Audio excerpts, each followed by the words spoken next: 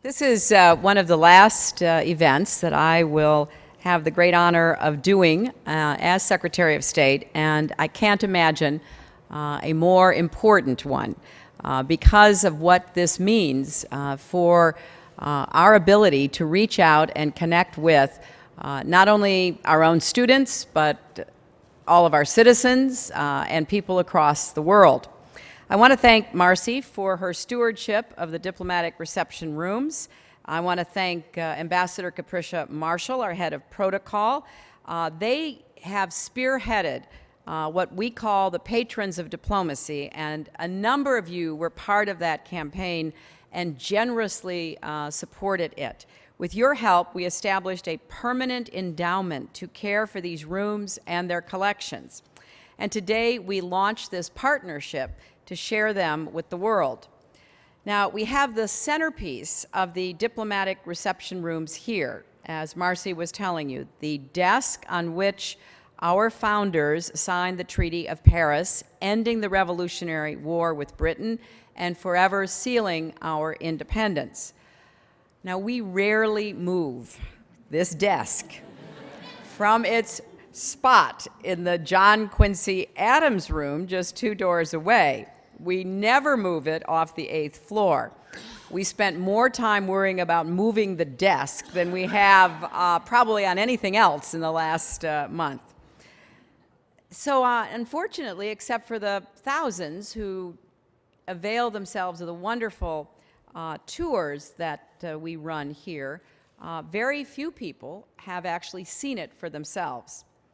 But the Declaration of Learning I am about to sign will help transport the story and the significance of this desk, along with many other pieces of our history, to anyone with an internet connection. Our partners have selected diplomacy as the first topic for this collaboration because, after all, diplomacy is not something that is confined to the State Department or reserved for special occasions. In this complicated, connected world, diplomacy is a daily, practical occurrence. It's about people learning from each other and building understandings through the kinds of interactions that happen millions of times each day, in person and online.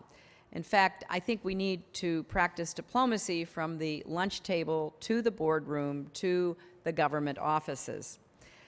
These rooms hold special significance for me. They have certainly been the backdrops for hundreds of diplomatic initiatives and celebrations and events every year. I've greeted heads of state, royalty, a fair number of celebrities. We've hosted peace talks. We've held strategic dialogues. We've opened the doors of the State Department to people from all over the world.